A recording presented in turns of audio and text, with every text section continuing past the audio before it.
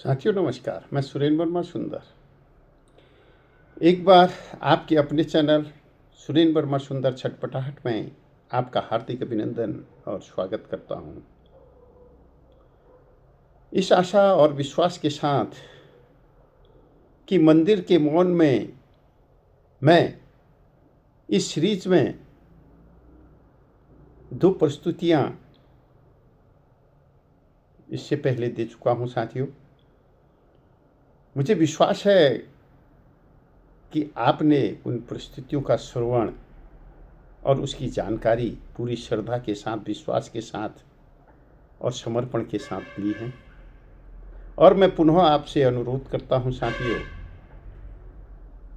कि जो जानकारी आज इसी क्रम में मंदिर के मौन में मैं तीसरी प्रस्तुति जो दे रहा हूं, उसे भी आप पूरी श्रद्धा भक्ति के साथ उसका श्रवण करेंगे।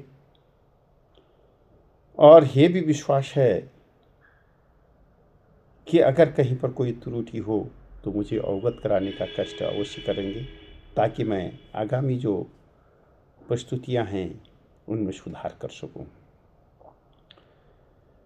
साथियों, उत्तराखंड जो देवभूमि है, जहां पर्वत हैं, देव हैं, नदियां हैं तो वो भी माताएं हैं, और हवा में भी ओम का ही उच्चारण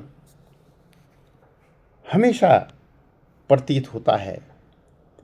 इन पहाड़ों में मंदिर केवल पूजा स्थल नहीं, बल्कि मानव और प्रकृति, ईश्वर और आत्मा, शब्द और मौन के बीच का सेतु है। साथियों, इसी क्रम में आपको आज ले जा रहा हूं बागनाथ की इस धरती के में मां चंडिका के मंदिर में।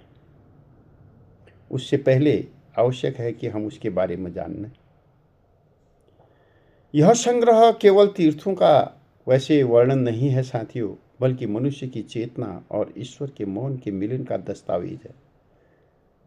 यहाँ स्वयं मैं नहीं, बल्कि उस अनुभव का साक्षी बन जाता है जो एक मंदिर में बैठी हुई हवा या एक जलती दीपशिखा कहती है। जब तुम अपने भीतर के शरीर को शांत करोगे, तब तुम समझोगे कि मंदिर का मौन ही ईश्वर का स्वर है। साथियों, जब मुझे इन मंदिरों की यात्रा पर जाने का मौका मिला तो मुझे लगा कि मैं देवों की भूमि में देव से मिलने जा रहा हूँ। और जब लौटा तो पाया और जाना कि मैं तो अपने ही भीतर बैठे देव से, शिव से, देवी से मिलने गया था। कभी कभी लगता है मंदिर ईश्वर का नहीं, मनुष्य के भीतर के मौन का घर होते हैं। घंटियां उस मंदिर में नहीं बजती, बल्कि श्रद्धा में बजती हैं। वे वहां गूंजती हैं जहां भीतर की नीरवता ईश्वर से संवाद करना चाहती है।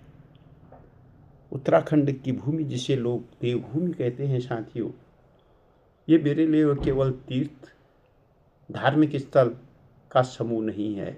यह भक्ति, भय और बोध तीनों का संगम है। यहाँ के मंदिरों में समय रुकता नहीं, वह प्रार्थना बनकर बहता है। नदियों की लहरों में, देवदारों की छाया में, घने शिव जटा से, घने जंगलों और कंदराओं में, घंटियों की अनुगूंज में और धूप की गंध में। मैं जब इन मंदिरों के प्रांगण में गया तो पाया हर पत्थर बोलता है साथियों, हर दीवार सुनती है और हर दीपक किसी अनकहे प्रश्न का उत्तर देता है। शिव की गंभीरता है कहीं, शिव का विवाह की मधुरता है, देवताओं की सभा है, शिवगणों का मौन है, देवी रूप है, और नंदा देवी में अस्तित्व की पवित्र गाथा और उसकी आभा है। इन सब के बीच कहीं मैं भी था, ऐसा महसूस होता है, एक यात्री की तरह, जो ईश्वर को नहीं अपने भीतर के शिव भाव को खोज रहा था, अपने अंदर बैठी उस माँ को खोज रहा था जो देवी रूप में है। यह संग्रह केवल मंदिरों की गाथा ही नहीं साथियों, यह मेरी मौन यात्राओं का शब्द रूप भी है। कभी मेरे मन में जहाँ इतिहास और पुराणों से संवाद होता है, कभी कविता के रूप में जहाँ भाव और विश्वास एक हो जाते हैं। प्रत्येक मंदिर में मैंने समय को ठहरा हुआ पाया, एक ऐसी निस्तब्धता में जहाँ न धर्म की सीमा है, न जाति का बंधन और दीवार, केवल आस्था है जो मिट्टी, शिला और मनुष्य तीनों को जोड़ती है, जो मिट्टी, शिला और मनुष्य तीनों को जोड़ती है साथियों। मंदिर के मौन में वह क्षण है जब शब्द आरती बन जाते हैं और कवि या मैं भक्त नहीं साधक हो जाता है, या आप भक्त नहीं रहते साधक बन जाते हैं। इस संग्रह में जितने मंदिर हैं उतने ही प्रश्न भी हैं, जितनी प्रार्थनाएं हैं उतनी ही आत्म स्वीकृतियां भी हैं। कभी कभी लगता है ईश्वर बाहर नहीं, भीतर का मौन है जो तब जन्म लेता है जब मनुष्य अपने भीतर झांकता है, और शायद यही मौन हर मंदिर की सबसे सच्ची ध्वनि है। इस संग्रह को मैं समर्पित करता हूं साथियों उन सभी पर्वतों को, नदियों को, पेड़ पौधों को, वृक्षों को, पत्थरों को, जिन्होंने बिना बोले मुझे सिखाया कि श्रद्धा मौन का ही दूसरा रूप है, मौन का ही दूसरा नाम है। जिस चंडिका मंदिर के बारे में आज मैं अपने अल्प बुद्धि से जानकारी देने का प्रयास कर रहा हूं साथियों, उसकी वास्तुकला कैसी है, उसका इतिहास क्या है, उसके बारे में जानना बहुत जरूरी है साथियों। किसी भी मंदिर में, किसी भी स्थान पर, चाहे वो धार्मिक हो या पर्यटक स्थल हो साथियों, उसकी ऐतिहासिक पृष्ठभूमि जानना बहुत जरूरी है। जब तक हम उस क्षेत्र के बारे में, उस पर्यटक स्थल, धार्मिक स्थल, पूजा स्थल के बारे में जानकारी नहीं रखते, वहां जाने का हमारा मकसद अधूरा रह जाता है। आज मैं अपनी अल्प बुद्धि से चंडिका मंदिर बागेश्वर में जो स्थित है उसके बारे में जानकारी देने का प्रयास कर रहा हूं। मुझे आशा है कि आप उसकी जानकारी का श्रवण पूरे ध्यान, मनोयोग और श्रद्धा के साथ करेंगे। साथियों, चंडिका मंदिर बागेश्वर जिले की घाटियों में स्थित है और यह उत्तराखंड की पर्वतीय वास्तुकला का उत्कृष्ट नमूना है। मंदिर का निर्माण सदियों पहले हुआ माना जाता है और यह क्षेत्र की सांस्कृतिक, धार्मिक पहचान का केंद्र भी रहा है। मंदिरों की दीवारें स्थानीय पत्थर और लकड़ी की जटिल कारीगरी से बना है। मुख्य मंदिर के चारों ओर आप पाएंगे और देखेंगे कि यहाँ पर छोटे छोटे उप मंदिर हैं जो विभिन्न देवी देवताओं को समर्पित हैं। स्थानीय इतिहास में यह स्थल क्षेत्रीय राजाओं और ग्राम समाज का केंद्र भी रहा है, जहाँ निर्णय और धार्मिक सभाएं हुआ करती थी। मंदिरों के आसपास का प्राकृतिक दृश्य, घाटियां, नदियां और हरियाली देखते ही बनती है, और ये जो सारी चीजें, प्राकृतिक दृश्य, घाटियां और नदियां हैं, इसकी आध्यात्मिक शक्ति को और भी बढ़ा देती हैं। पौराणिक कथा में और देवी की महिमा के बारे में यहाँ कहा जाता है, चंडिका माँ शक्ति, ऊर्जा और अधर्म नाश की देवी मानी जाती है। प्राचीन काल में ऐसा माना जाता है कि ऋषि मुनियों ने कठोर तपस्या इस स्थान पर की और उनकी तपोभूमि पर देवी प्रकट हुई। देवी चंडिका ने यहाँ के पर्वतीय क्षेत्र को राक्षसों और अधर्म से मुक्त किया। कुछ कथाओं में यह भी उल्लेख है कि देवी ने असुरों का संहार कर भक्तों की रक्षा की। मंदिर क्षेत्र में बहती हुई जो नदियां हैं, कलरव करती हुई जो बहती हैं, छल छल करती हुई जो बहती हैं, झरने भी देवी की शक्ति और शांति का प्रतीक माना जाता है। देवी चंडिका के विभिन्न रूपों की पूजा होती है साथियों, जिसमें से आपसे बहुत सारे लोग इस बात से विज्ञ भी हैं।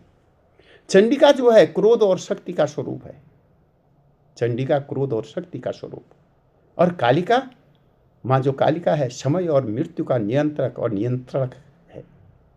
और अंबिका करुणा और स्मृति देने वाली है। साथियों, इस स्थान पर, इस पवित्र स्थान पर, इस धार्मिक स्थल पर नवरात्र में यहाँ विशेष पूजा और हवन होते हैं और भक्त माँ से स्वास्थ्य, सुख और समृद्धि की प्रार्थना करते हैं, कामना करते हैं।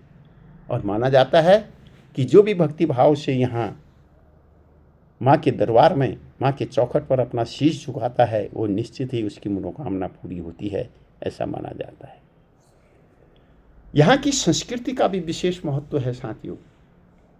यहाँ जितने उत्सव और श्रद्धा, चंडिका मंदिर जो है वो केवल पूजा का स्थल नहीं बल्कि स्थानीय संस्कृति और परंपरा का केंद्र भी रहा है। चाहे नवरात्र हो, बसंत हो या फसल उत्सव हो, यहाँ बड़े धूमधाम के साथ मनाए जाते हैं। भक्त दूर दूर से आते हैं और मंदिरों के हवन, भजन और आरती में भाग लेते हैं। मंदिर परिसर में साथियों स्थानीय हस्तकला, शिल्प और पर्वतीय संगीत की छाप भी स्पष्ट रूप से देखी जाती है। भक्तों का अनुभव है, यहाँ आध्यात्मिक अनुभव उनको होता है। कई लोग मानते हैं कि माँ की कृपा से जीवन के संकट दूर हो जाते हैं और यहाँ पर आत्मिक शांति मिलती है। तो घाटियों की देवी जो चंडिका माँ है, उसके बारे में फिर से चंद शब्द कविता रूप में भी आपके सामने रखना चाहूँगा साथियों। पसंद आए तो निश्चित तौर पर लाइक करें, कमेंट करें, शेयर करना ना भूलें और अपने जितने भी आपके अपने लोग हैं, घर में, परिवार में, समूह में,